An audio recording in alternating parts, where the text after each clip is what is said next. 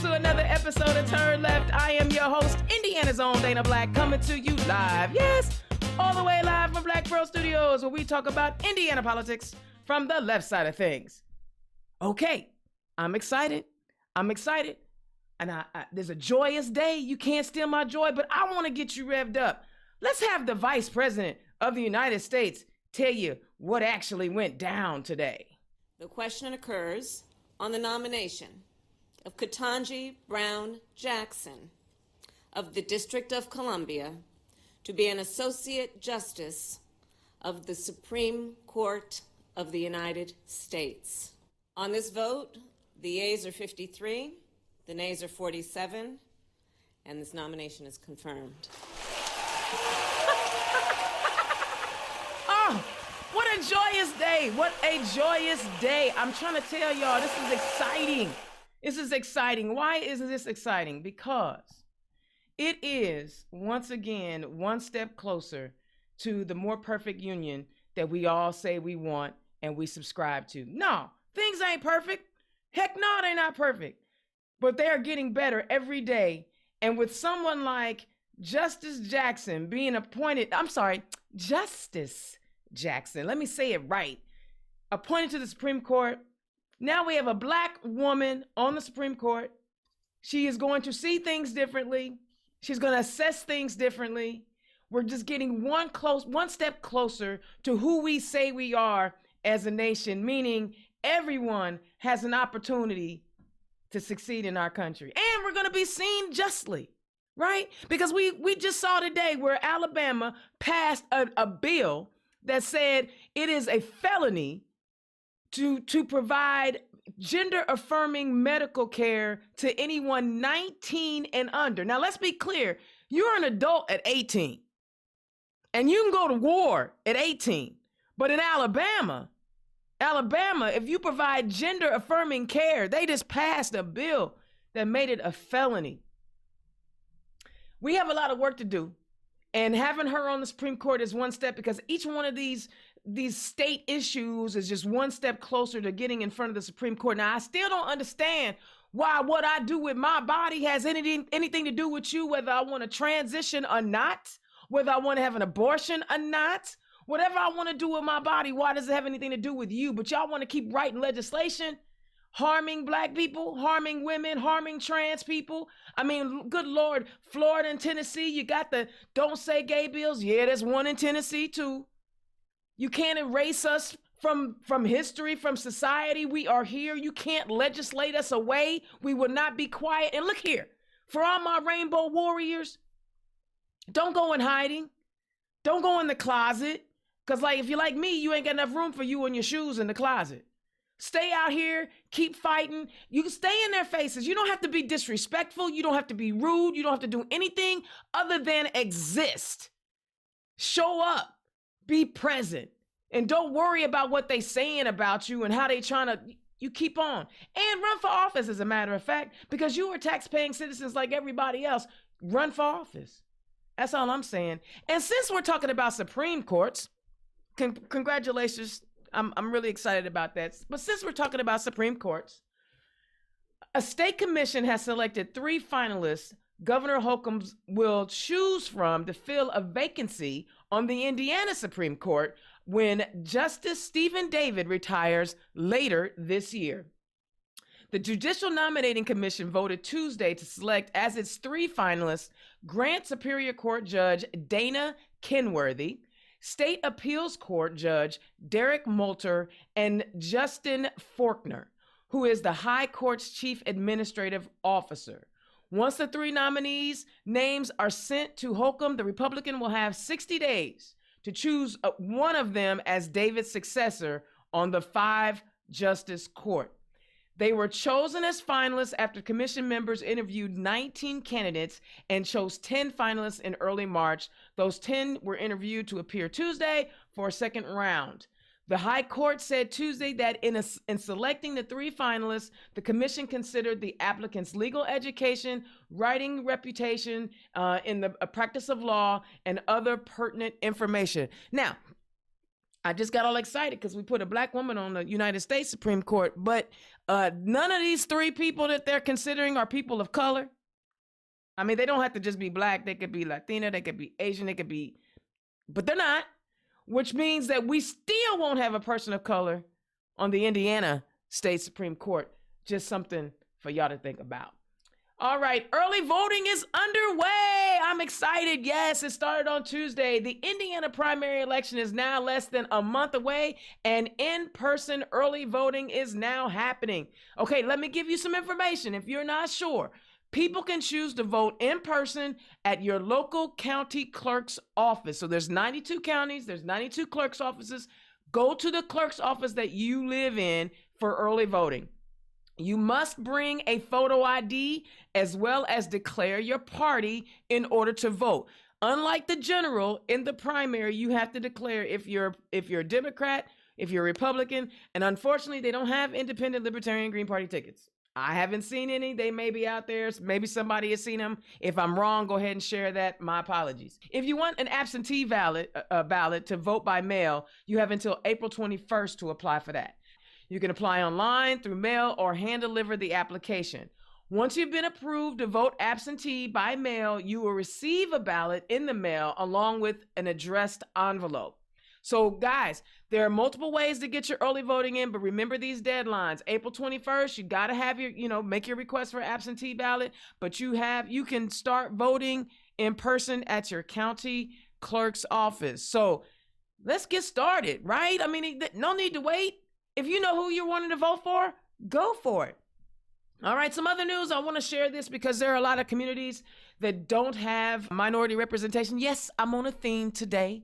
I'm about my black and brown people. Yes, I am. The Indiana Black Legislative Caucus announces its 2022 town hall schedule. This is important, guys. They're going to go visit communities all over the state over the next several months, having town halls, and members will discuss legislation they propose this year and provide Hoosiers with an opportunity to provide feedback and input on the sessions, especially in communities where we have significant minority populations, but you're not represented in the state house. These town halls give legislators the opportunity to share the important work that they're doing and give you an opportunity to talk to them. So I will post this in the chat, but on April 20th, from 6 to 8 will be a virtual. There's a link for that. I will share it. On April 30th, they will be at the Julia Carson Center from 12 to 2. On May 14th, from 11 to 1, they will be at the Zion Missionary Baptist Church in Evansville. On June 25th, they will be at the UAW number 5, 1426 South Bend from 12 to 2. And July 23rd, from 11 to 1, they'll be at Indiana University North in Gary. July 27th, from 6 to 8, it'll be a virtual wrap up. So there's opportunity for you to go hear from these legislators who are, the Black Caucus has been taking some heat lately, and they got shouted down last session, but their voices are important if you want to make sure that you are being heard. All right. So one last thing, and I want to talk about some policy things, and this is important. Kristen Eskow of Fox 59 reports some state lawmakers are hoping to see Indiana expand passenger rail options, even though a bill that failed at the State House. Senate Bill 13 would have created a commission to study the potential expansion of passenger rail in Indiana. It passed in the Senate, but did not get a hearing in the House Roads and Transportation Committee. Rail advocates are disappointed that the bill did not move forward. There's a great deal of interest in Indiana in developing different sorts of modern transportation rail systems, Stephen Coxhead, president of the Indiana Passenger Rail Alliance, said. Senator Dennis Kraus, a Republican from Auburn, had been working to move the proposal forward for several years. This was the furthest the bill had gotten. It just doesn't seem right that we don't have one passenger rail train coming to Fort Wayne, Kraus said. The bill was especially timely this year, Kraus added, given the new federal infrastructure law that allows states to apply for grants to maintain or expand regional passenger rail. So, guys, We always talking about climate change. We talking about, how we can, improve the climate, how we can improve transportation. Here's an opportunity for us to do that by getting some federal funding to help fund expanding rail. We know that Amtrak was looking at doing something from Chicago to Cincinnati. All we got to do is apply for some grants, and then we can have some passenger rail we're right in the middle. We're right in the middle of those two places. So there's an opportunity for us to do better about getting transportation, mass transit, better infrastructure in Indiana. Guys, get on that. Call your legislators. It's time we move forward. And golly, I get that everybody wants to drive their Tesla from Hamilton County. I get it. And then complain about the roads in Marion County that they don't contribute any tax dollars to. I get it. But some of us could use some mass transit to ease the burden of traveling all of the time. I'm just saying, this is something that we ought to think about. We got to be better. Let's be smarter. Let's move Indiana into the future instead of always wanting to do the same old thing with the same old results. Anyway, Indiana's own Dana Black. I get excited when there's an opportunity to talk about how we can do things better in Indiana. It's not always a one-way street. It can be a multiple-way street. And one of those is just making sure that we take care of all of our people. All right. That's my rant. It's more like news today. News you can use. I'm sorry. No rants other than people picking on LGBTQ plus and marginalized communities around the country. Ain't nothing new. Bullies. But tonight, it's ladies' night because I have two ladies running for the State House. And maybe if we get them in the State House, then Senator Krause, Republican, can get his infrastructure bill passed. First up, running in House District 54, we have a first-time visitor to turn left, Nan Polk. Nan, welcome to the show. And also on my show tonight, running in House District 82 is Melissa Reinhardt. Melissa, welcome to the show. Thank you. I'm a first-timer too. I know. I'm loving it. I'm doing great. How are you? I'm fantastic. My feet have not touched the ground, and all of these hateful Republicans will not steal my joy. This is a great day. I know little black girls everywhere, and little brown girls too. Right now, we got Justice Sotomayor. We just gonna get a whole rainbow up in that Supreme Court. So while Nan gets her audio together, Melissa, tell the people who you are and where you come from. Well, I am from Fort Wayne and love my hometown. I've lived elsewhere over the course of my career and life, but I've always come back to Fort Wayne. It is home. I'm a cultural anthropologist. That's something unique. You don't meet a lot of those. You don't meet a lot of anthropologists on a daily basis. So very much a social scientist, critical thinker, which I think you would probably agree, Dana, we need more of. Absolutely. In the General Assembly. Absolutely. And then I made a huge career shift about 10 years ago. I was teaching university at different universities around the country and locally, and I decided to move into the nonprofit sector. So I'm an executive director of a nonprofit here in Fort Wayne that's been around for about 54 years. So I help a lot of people on a daily basis. I love what I do. Well, and so I think that's key in running for office. You need to be a servant, right? First, you got to be a servant first. I get a little frustrated sometimes because people run for office because they think they look good on a poster. I want them to do something else besides that. Nan, can you hear us okay? I can hear you now. Yay! Can you hear me? Welcome to the show, Nan. Thank you. I'm sorry about that technical difficulty. It happens. It happens to me all the time. I just had technical difficulties before the show started. It happens. All righty. Well, we're going now. Yeah, we're not professionals. We're just out here trying to share information. Tell the people who you are and where you come from, Nan. Well, I am Nan Polk. I live in Newcastle, Indiana. I have my whole life. I am married and have two kids and 4 grandchildren.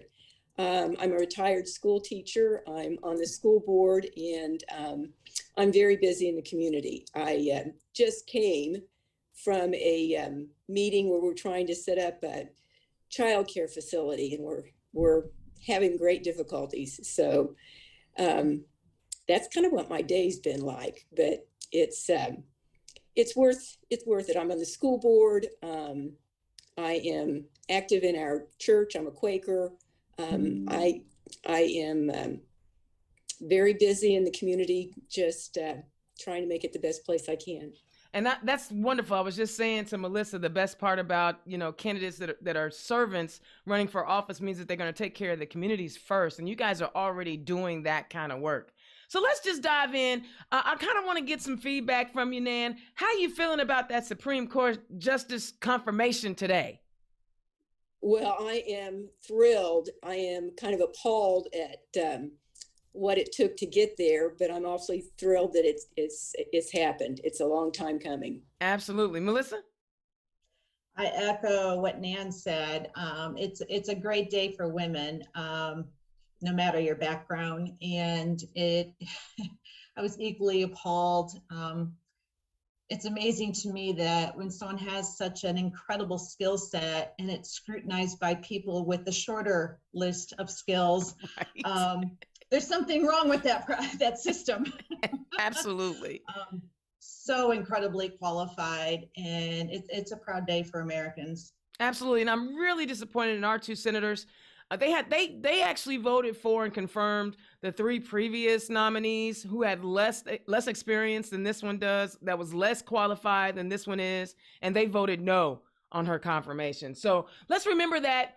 Todd Young's on the ballot this year, and Mayor Thomas McDermott is running for U.S. Senate. Let's get out and support him. He's the only one that actually made it on the ballot. So let's get out and support him and make sure that we give him what he needs to unseat Todd Young, because this is just, I'm sick of it. I'm sick of the disrespect. So y'all, you guys were coming off the last General Assembly session, and it was a humdinger for teachers and students. There were some bills that came through that I'm like, y'all bugging. I know that you guys couldn't probably keep up with everything, but Melissa, I want to start with you. Highlight some of the issues that you saw come out of this session's 2022 session that piqued your interest in and that you were kind of focused on. Well, of course, the education bills that were, and I'm sure Nan will speak even more deeply about this than I will, but my daughter's graduating in a month, and she's going to be a teacher here in Fort Wayne, and she's never been super involved in politics other than what she hear, when she goes to things with me over the years, or if she hears me talk about issues. But it was really, one of the votes, she texted me that night and said, "Mom, if this passes, I don't want to be a teacher in Indiana." And it just made me pause. I mean, I'd heard that before, but to have it from your own child, this is the profession she feels called to do. And now she's like, what am I going to do if this passes? Well, thankfully it didn't. But my concern as both an educated woman and aspiring politician, and as a mother of a future teacher, and coming from I've got tons of family members, and I was a college educator for a long time. I'm worried about this next legislative session and ones to follow, because I think this was just the beginning of something that's going to crop up in the future. And time and again. Yeah, exactly. It's kind of, I would love to. Oh, I'm sorry. Go ahead. You were going to say you would love to hear what Nan had to say. I was with you. Exactly. I was going there. Well, being on the school board, being an educator, I am our legislative liaison, and I've also been on the legislative committee for school boards. I've also been president of our League of Women Voters up until I started running, and then I couldn't be an officer anymore. So on several levels, I've been studying what's going on at the legislature. And it's incredibly scary. When you talk about making librarians felons, when you talk about book banning, when you talk about the oversight committees, and we have to keep in mind that the legislature, the Department of Ed sets the standards, and the tests are based on the standards, and schools then are held accountable by that testing. And all of that is overseen by the legislature. So when they were talking about parents' oversight committees, they were really talking about parent oversight of things that they already have oversight of. It's just beyond ludicrous. there were over 140 bills on just education, and that's not unusual. Right. And most of them undermine the teacher's ability to teach. For the most part, teachers know what they're doing. They have the student's best interests at heart. And I don't think anybody minds appropriate oversight by people that are literate in education. But there is so much going on by people that don't understand education. They're not moving in a way that is educationally sound or helps the students. And we're in a bad situation, and not all of them passed, but they will be back, and that's the way it works. Yeah, yeah. That's what's so scary. That's what's so scary about that super majority. When they don't get their way the first time, they'll keep trying and plucking away at it until it does happen. And that's what's scary, because they just build on it. And the part that kills me, and we can just have a free flowing conversation. The part that actually kills me is, are they really trying to attract the best and the brightest to our state? And are they really trying to properly prepare our future leaders?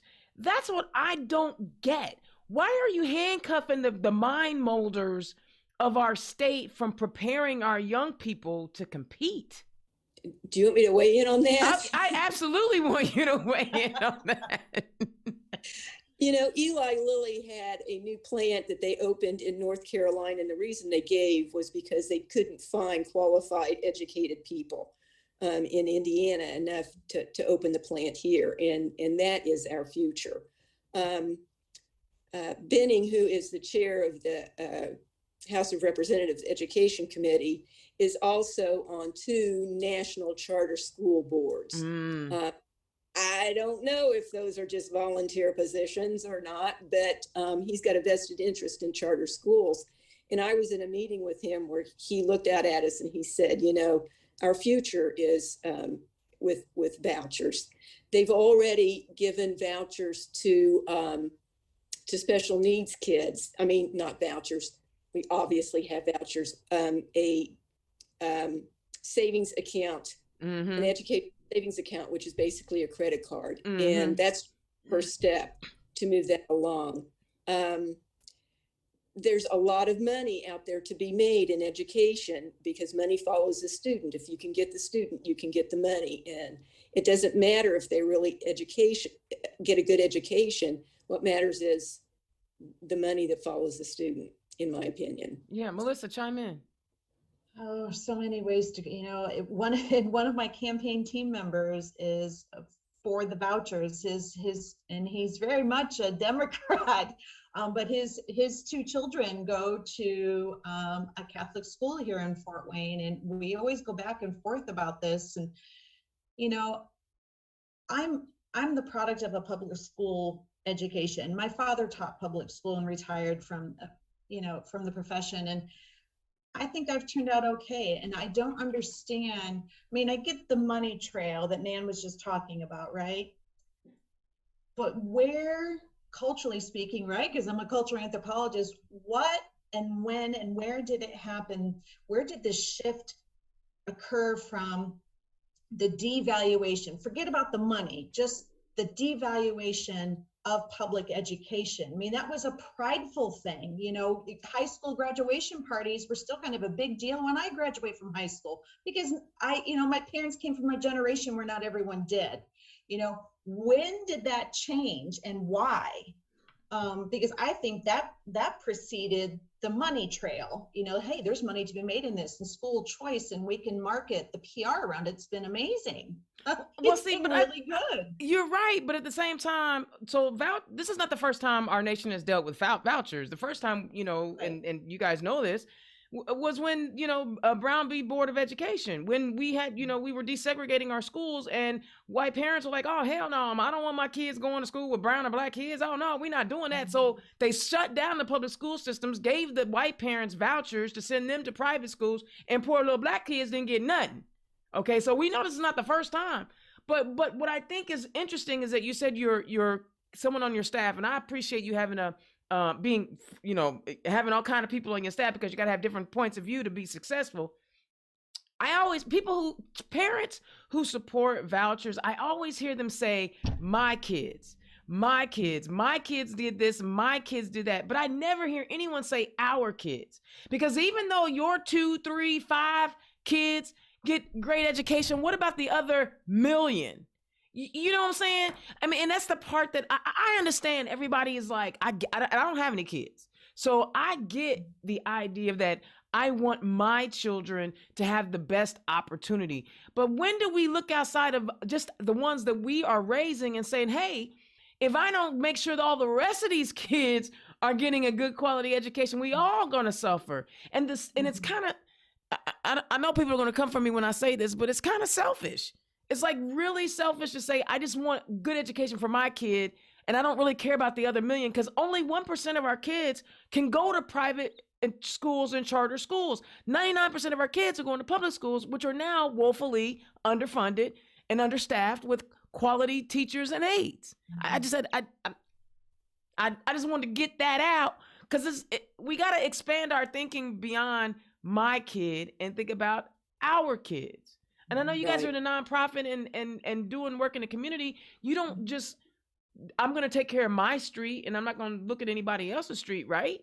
So if we want to take care of the majority of the students, we really have to look after public education. And you really, I think, hit the nail on the head with the teachers. Being on the school board, I actually had a conversation with the superintendent this morning, and he was talking about ways to try to find teachers. And we are going to try to encourage some of our better students, starting as juniors in high school, to pursue teaching degrees and see if we can't get them licensed in the classroom as graduating early from college. We just don't have people going into education, and part of it's pay and part of it's respect. Yeah.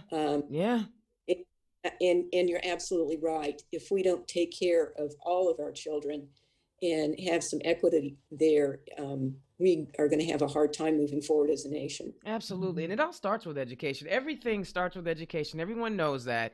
You know, your success depends on what kind of education you get. Now, there are people who can succeed without post-secondary education, but doggone it, if you don't have a high school equivalency or a high school diploma, you are going to be stuck in poverty. The chances are, I'm not going to, put that on you, but chances are you're going to be stuck in poverty. I know that we could talk about education all day long, because but Nan, I'm going to start with you.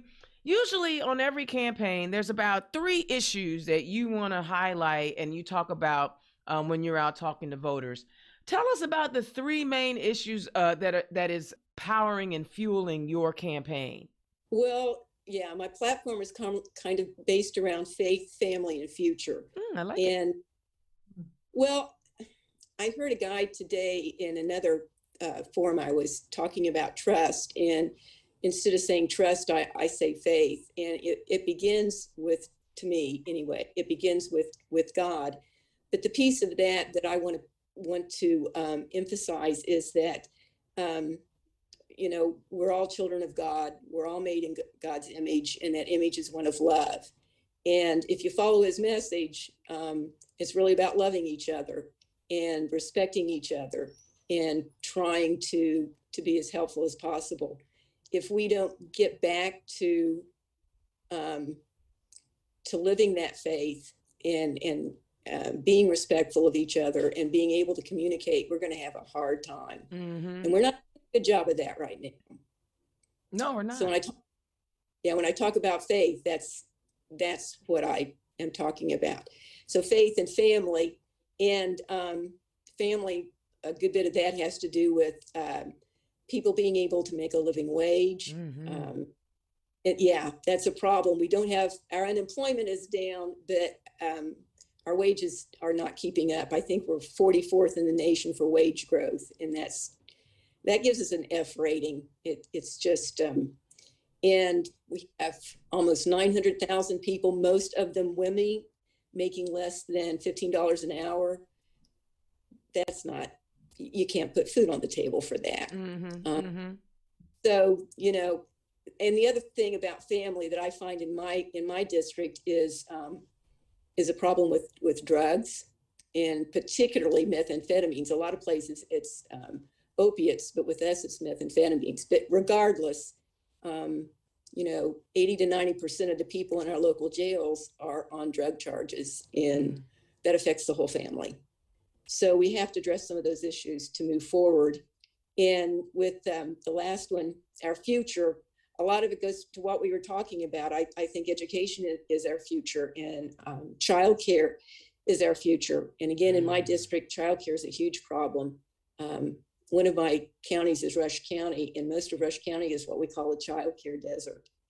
And if people are going to work, then we have to have quality, dependable childcare, and it's just not affordable and available.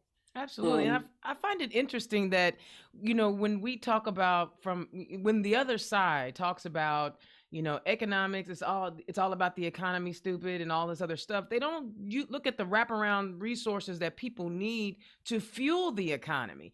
It really just seems A, very short-sighted, and B, like, you don't care about the whole person. You just care about the labor that you can get out of the person.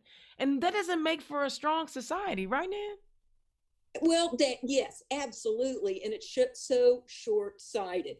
If you get kids started in quality childcare, studies show, long-term, like 50-year studies show, it affects their whole life. And if you're worried about economics, for every dollar you invest in early childhood, studies show that you get at least a $7 return. And it changes lives. They start school prepared, and it just really matters. Absolutely. I love those three. Okay, Melissa, what are your three areas that you're talking about on your campaign? Healthcare. And when I say that's such a broad topic, right? So, the things I'm really passionate about are the health disparities we have in our community and statewide and nationwide. The pandemic really revealed a lot of things that those of us who were boots on the ground and in different ways knew was there, but it just brought it to the forefront. And to not be ignored, the fear in some parts of our community of COVID and the vaccinations that that eventually evolved and whatnot. People were asking questions. Well, why isn't X, Y, and Z getting vaccinated? And I'm not talking about the partisanship about the vaccination, just culturally speaking. And I thought, wow, people really don't know what health disparities are and why there are these big gaps in healthcare, from access to affordability. That it is the number one thing I'm hearing when I knock on doors. Wow. I met a young man. When I say young, he had a stroke, a pretty disabling stroke at age 49. And he greeted me at the door in a wheelchair, and he was not found to be disabled, but he can't use the left side of his body, and he's in a wheelchair. So trying to navigate that with Medicaid and whatnot, there's just so many roadblocks for access to healthcare and benefits, and with my father in a nursing home, finding out what Medicare does and does not cover. I mean, basic quality of life issues, hearing and vision. It's just appalling to me. It's like, I want him to see and I want him to hear, but we've got to find a way to pay for that ourselves. And not that that's necessarily something the state legislature can fix, but those are the things I'm hearing from people. But actually, they can help. They can. There's ways. There's ways. The system is so much bigger. I just think there needs to be radical healthcare reform at the national level. But yeah, you're right. There's little things we could do in Indianapolis to help with that. But our infant mortality rates, we had some of the highest in the state and the nation, and now they're going back up. Especially in a couple of zip codes in my district, especially with the African American community. It's just hard to believe we're the 5th wealthiest nation in the world. We spend more money per capita on health care, and we don't live as long as any other Western nation that spends less. We're not using these dollars wisely. We're making it challenging for people to get equitable healthcare access, and we're not living as long. I mean, we're unhealthy. And it's just, and the uninsurance, it's just, anyway. Yeah, I agree with you. And a lot of that, like when you look at what other nations do, they also have a much better work-life balance. This capitalism Absolutely. prevents us from, from us taking care of ourselves because we're trying to get the next thing because we're consumers, right? We're a we're a consumer nation. And so we don't take time to like relax and take care of our health and do preventative maintenance on it like you do on your car. You go get an oil change every 3 months or 3,000 miles. Why can't you get a quick, we can't afford it, right? I mean, Right. yeah, and you're right there. The whole system does need to be revamped and looked at, but we could also go the way of Massachusetts. We could do some universal health care from a state perspective too, if people just if they just stop trying to monetize everything about the human existence. I think that's like the biggest bugaboo for me. Like, why does everything have to be about a profit? I'm sorry, I just couldn't. Go ahead, keep talking. Other things I'm especially concerned about is the housing insecurity we have in this community, but it's a statewide issue, and I know it's going to be at the top of the legislative docket, if you will, next year, and I'm really excited about that. We have a housing crisis. We have all these empty buildings, but not enough safe, affordable housing for low to middle income tenants or future homeowners. Tenants, we were talking, they're criminalized. If you're evicted, you can't get that expunged in the state of Indiana. That's on your record forever. Well, when you have when you can't get it expunged, where do you go? Yeah. And so we're seeing rising numbers in homelessness in Fort Wayne. And I know that's not just here, it's in other communities too. Yeah. So whether it's affordable housing, revamping or reconditioning empty properties we have now to make them safe and affordable, and we're seeing, like, where my nonprofit is, it's in a neighborhood that's been gentrifying for the last 10 years. And, we saw a lot of homeless that were living on our property last summer because right across the street, this big building they've been living in for years was being condemned. And, that's not unique. I mean, it's happening all around the city. Yeah. We've got the largest school system in the state, and we have now an all-time record high of 1,000 students getting homeless, those wraparound services that Dana was talking about. That's incredible. And they're not living on the streets necessarily, but they're doubling up. They're in motels with their families. And some of them are alone and on the streets. We can do better. My goodness, we can do better. Absolutely. Affordable housing is one of the biggest issues our state is facing. I don't even care what part of the state that you live in, but I know in our urban areas, like, Indianapolis, like Fort Wayne, and even in like some of our college towns, I know Bloomington is like ridiculously stupid for a town of 10 people when school's not in session. I said it. I mean, it's just crazy. I mean, and we've got people, affordable housing. So it all comes back together of, livable wages and work-life balance and keeping a roof over your head. I mean, it's crazy. Okay, keep talking. You got me fired up. Well, and something I work with on a daily basis, but again, the pandemic revealed the depth of the working poor. It's really what we're talking about. We're talking about disadvantaged families. All three of us have been talking about that in different capacities. A third of my district or a third of my community is living. No, a third are considered disadvantaged in that part of them are the working poor and part of them are living in poverty. Like 22% are considered working poor and 12 and 13% are living in poverty. That's 1 out of 3 folks living in Allen County. That number is even more staggering, you guys, for the state of Indiana. When you look at the working poor and those living in poverty and combine those, it's 50% of our almost 7 million Hoosiers. Wow. So 50% of our state is struggling from paycheck to paycheck. And where I still see it, in fact, we've got one of the largest food pantry and mobile food pantry systems in Fort Wayne. And so my team, my staff are very busy. We're busier now than we were at the height of the pandemic because of inflation. Wow. And it's only going to get worse. I mean, inflation, they're predicting it's not going to start coming down until at the end of summer. Thanks to old Putin. He just couldn't mind his own business. We was just coming out of a damn pandemic, and let me go play. Let me go play over Ukraine pond. this new variant in China now. I'm like, oh no, are we gonna anyway? All of it. I mean, it's like we just can't catch a break. It was to be real honest with you, I'm a Gen Xer. So if you really, I mean, yeah, we had, Iran and Afghanistan, and we had the Challenger, we had 9/11, we had some incidents that have happened in our lives that were moments, right? Yeah. To have a 2-year pandemic, and now this fool starting World War III. I'm like, what, did we have it too good? I mean, was it, yeah, you just couldn't give us a break? I go the first 50 years of my life in good shape, now this?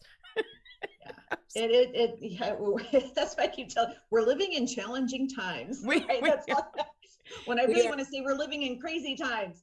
Well, and we don't do a very good job of looking very far forward. And we kind of touched on this. It's most politicians just want to say and do whatever it takes in the moment to get the vote. And we really need to think about what is it going to take to be sustainable? What is it going to take for our energy to be sustainable? What is it going to take for our food to be sustainable? And I was going to kind of piggyback a little bit, if I can jump in first. Our school system is between 65 and 70% free and reduced lunch.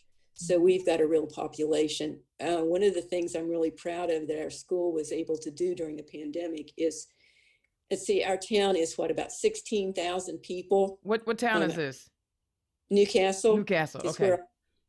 We served over 1 million meals from our food service in the school corporation to our community. And that wasn't just children, that was families. And I helped deliver some of those, and the people were so grateful. They needed the food. And America, what are we doing? It's pretty crazy. And I think it makes a good point. The pandemic was tough, but we've got inflation, and there's going to be a lot of people that can't afford to eat. We are there. We are absolutely there. Yeah. And the other thing to say about the homeless, our county health department director said that she thought that was the biggest health crisis in our county right now. And a significant percentage of those are veterans too. And women with affects our school corporation. There are kids that are living out of cars. Again, this is America. We can do better than that. Absolutely. And we should want to do better than that. But we have a certain group of people who are hoarders. They just hoard money. They ain't hoarding junk. They just hoard money. And they feel like, it is their natural human right to just have more than they can ever spend. And then to suggest that, the rest of us made poor choices, and that's why we are in the predicaments that we are in. I'm sorry. I didn't make poor choices. I have 3 degrees and I still ain't like that. Right. So I'm doing all right. You know what I'm saying? And there are a lot of people who are like regular everyday people like me and I'm fortunate. I have a roof over my head, but I know that I'm also one car accident, another pulmonary embolism, possibly away from not having what I need. And I want to touch back on the healthcare just real quick, because we were talking about, quality of life, and the work-life balance, and how we don't live as long. They just, and this is at the Fed level, and I apologize for jumping out of the state for just a minute. They just passed out of the House a prescription drug bill that not one of the Indiana legislators that we send to Washington, or none of the Republicans, put it like that, because Representative Frank Mrvan and Representative Andre Carson did vote for it. But none of the other 7 congressional leaders that we send to Washington voted to cap the price of prescription drugs, or reduce the price, or offer some real help to Americans. That's something that we can do in the State House. I know Representative Robin Shackelford was able to, a couple of sessions ago, get a cap on some insulin and get some help going. Do you think maybe when you're in office, this is something that you may try to partner with someone on the other side to try to maybe we can do some things? Because I need to cap these prescription drugs.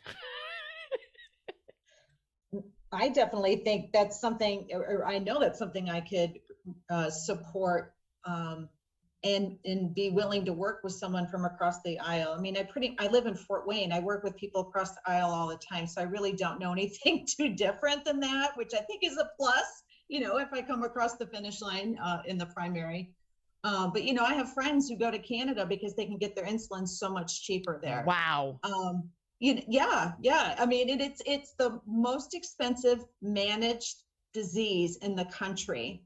And it just keeps getting, I think I posted something on my political Facebook page like a month ago about this. It just keeps getting more and more expensive as the pockets are getting deeper and deeper. And, when I work with at-risk people on a daily basis, what do? They just don't get their medicine, and then they don't eat well. And and then there's all these ER visits because they don't have a primary care physician. It's just, and it's like Nan was saying, they're not looking into the future. And again, I mean, I don't know if this is just because I'm a social scientist or I'm always thinking about what's coming next, right? I run a business essentially. And I was a single mom forever. I have to think about tomorrow. And I don't understand why that's not happening at the state level. I don't understand why that's not happening nationally.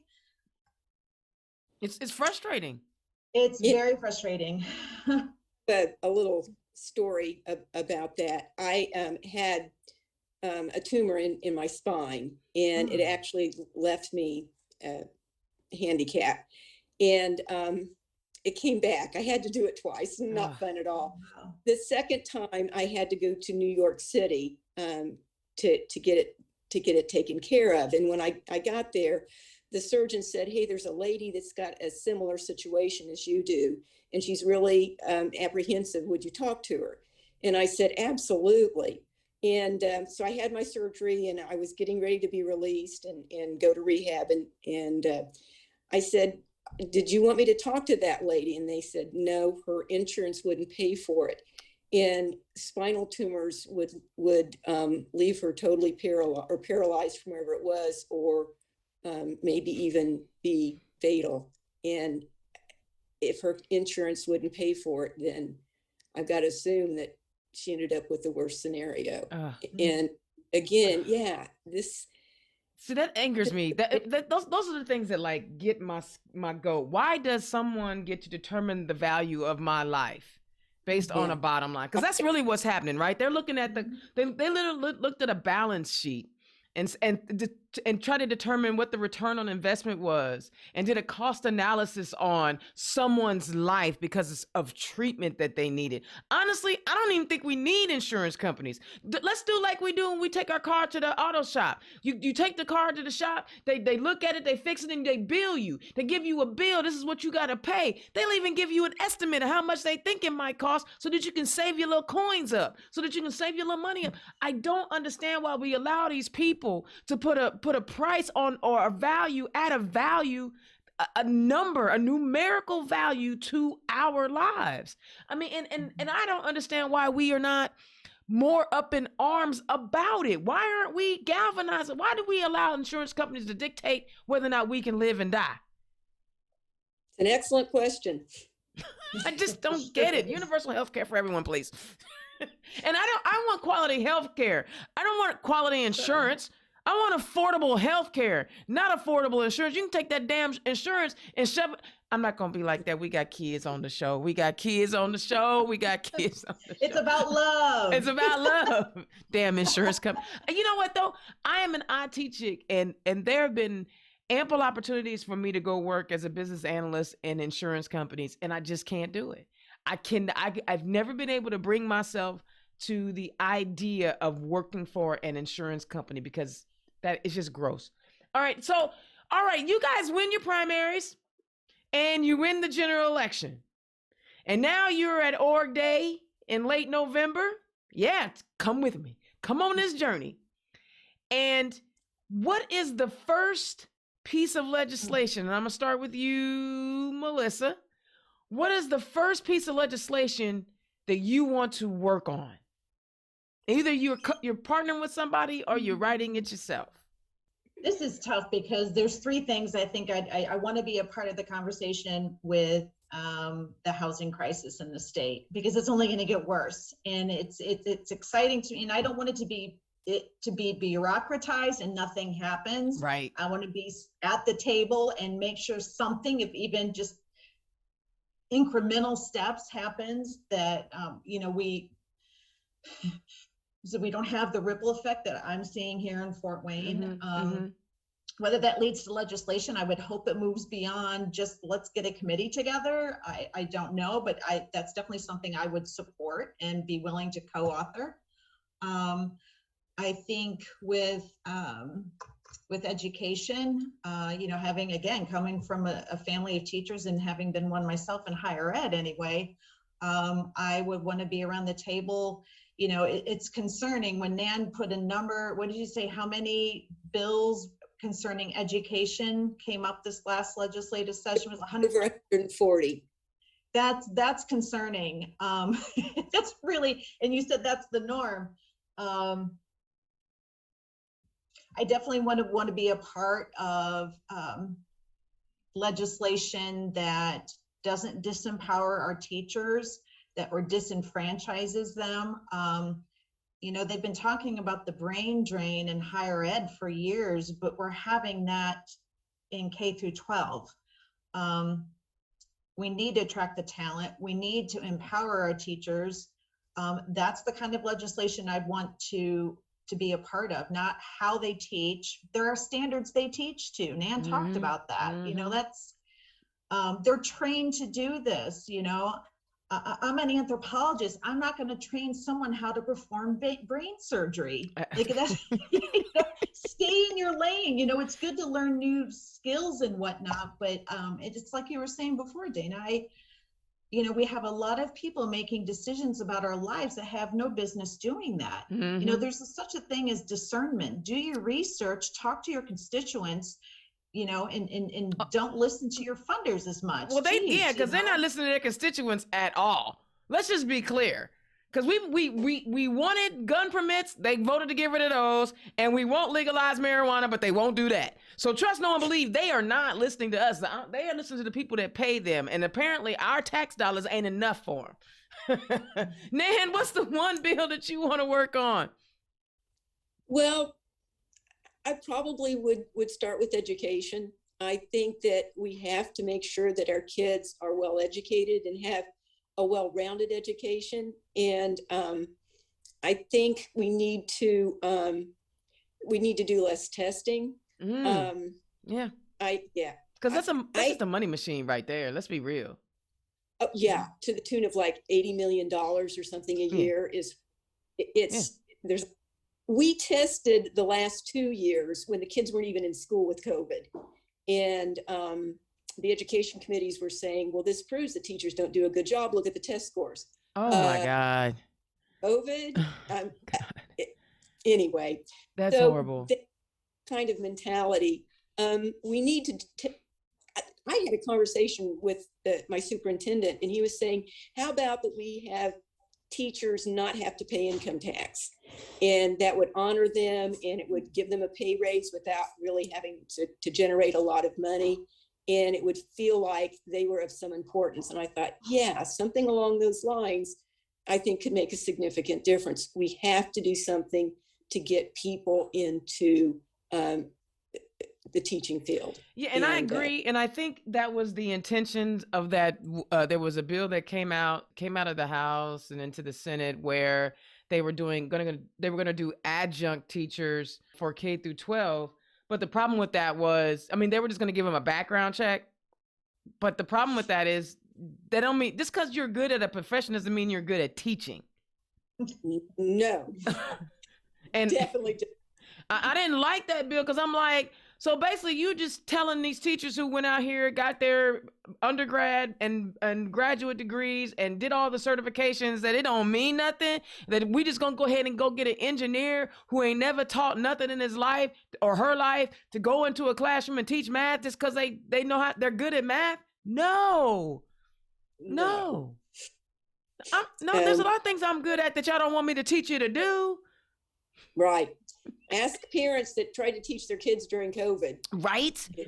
And that's the thing, like, Y'all was at home with your kids and was begging for their behinds to go back to school, but you won't even stand up and fight for these teachers who are teaching your kids. And some of y'all's kids is special. And I don't mean special needs. I mean, they need to be in the corner somewhere, you know, trying to figure themselves out.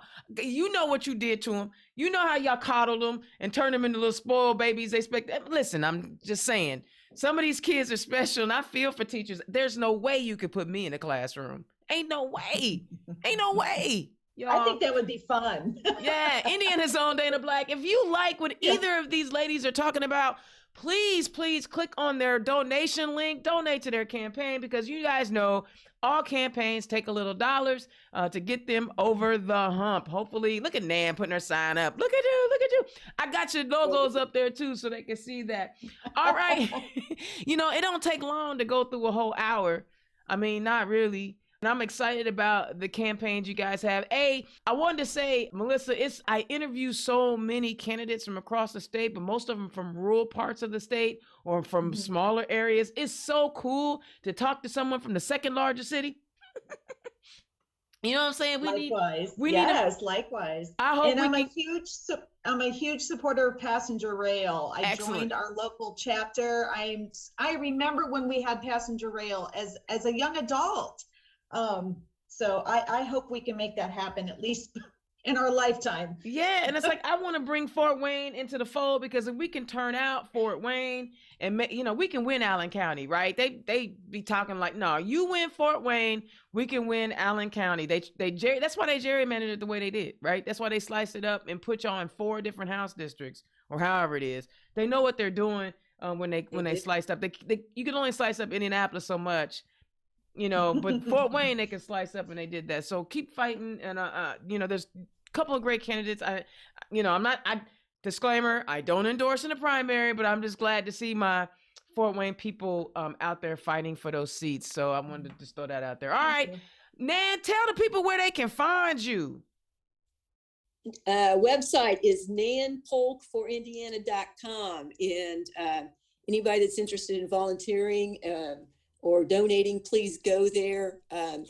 It takes a lot to get elected today, unfortunately, and we need to do something about that supermajority. It's handicapping us, and we got to move forward. Absolutely. Do you have any fundraising events coming up, or any volunteer opportunities coming up? Well, yeah, visit my website. I definitely do, Melissa. Well, that was for you. That was for you. Wait. Hold on. That was for you. Okay. I thought maybe you might want to make an announcement about anything. No, it's just everything's on your website. Everything's on my website. All right. Thank you. No problem. All right, Melissa, tell the people where they can find you. MelissaReinhardt.com. You'll find everything you need there. We need volunteers for phoning and knocking for anyone here who's local. I'm easy to find. I write a lot. I've written about op-eds for each of my platform issues. Any questions? I'm very transparent. Anyone can reach out to me when they email me at leftreinhardt@gmail. They're emailing me. That's what's up. And you just stole my line. I'm easy to find too. That's my line. I love it. Indiana's own Dana Black. So, y'all, thank you so much. This hour went by so quick, and I'm sorry that it did, because I could sit down and talk to y'all all day, because y'all some interesting young ladies. But you guys, this is what we gotta do. Early voting is under the way. If you like these candidates, support them. Or if you want to wait till May 3rd and vote, if you want to support them, support them. I think that we have an opportunity to flip some seats in Indiana, but the only way we're gonna do that is if we show up and show out. We can't get discouraged. We can't hang our heads because things aren't going our way. No, we got to keep showing up. And to all my marginalized communities who every time we turn around, somebody somewhere is writing another piece of legislation to make us go back in hiding and make us go back in the closet or subjugate ourselves or whatever, tell them to beat it.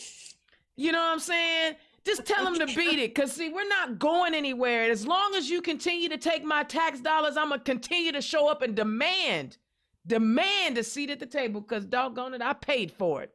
All right, Indiana's own Dana Black, turn left. Okay, candidates, if you need videos, holla at me. Scan the QR code. Scan the QR code. That'll have all my information for you to get with me. I will shoot your video, a 30-second spot. I'll come to your location, get it edited, and hand it over to you. There is a fee, but this is a service that I can provide, and I guarantee I am much cheaper than anybody else that you will ask, because I just want to do it, as my girlfriend says, for giggles. I just enjoy helping Democrats. Indiana's own Dana Black. This has been a great show. You guys enjoy yourselves this evening. Have a great weekend, and I'll holler at you next week. Peace. Turn Left is the property of Black Pearl IT Solutions. Executive producer, Indiana's own Dana Black. Music by www.bensound.com.